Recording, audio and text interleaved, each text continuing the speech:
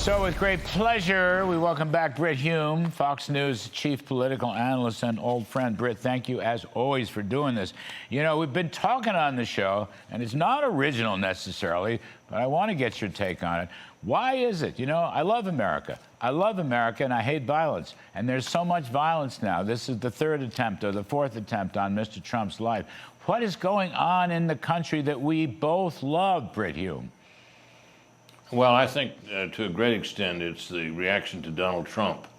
The Democratic Party, the media, and the left in America simply will not accept the idea that he is President of the United States elected duly by the people. And the result of that is, of course, you see all this hot hockey rhetoric we've been hearing for years about, you know, he's an authoritarian, he's a fascist, he's a Nazi, and all the rest of it, which is rubbish.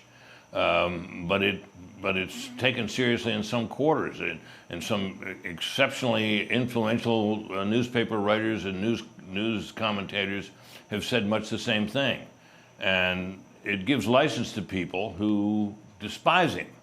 If you believe that's true, for example, you believe he's a fascist, an authoritarian, if you believe he's trying to be king, well, in your own mind, you can justify all kinds of stuff.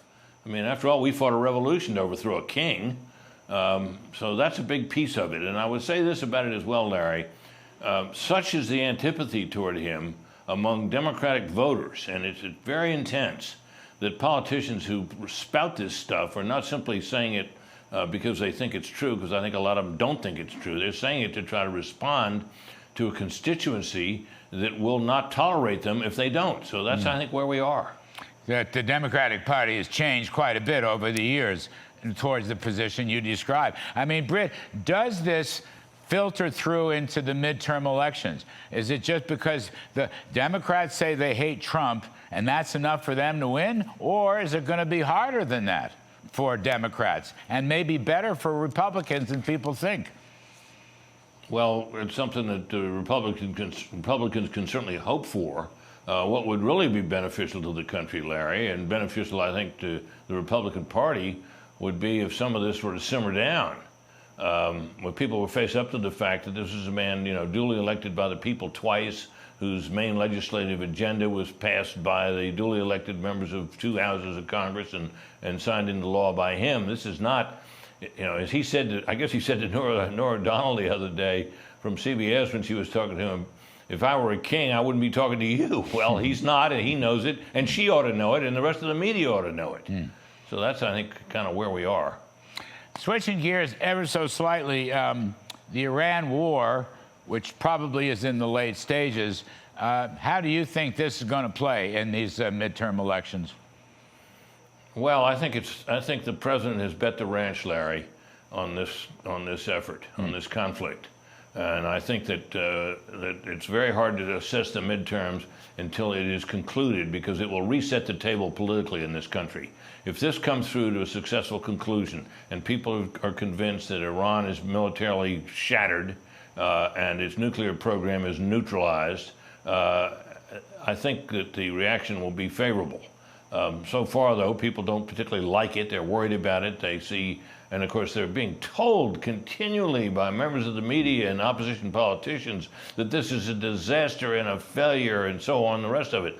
A lot of Democrats, if this turns out well, a lot of Democrats are going to look pretty stupid and the public will notice.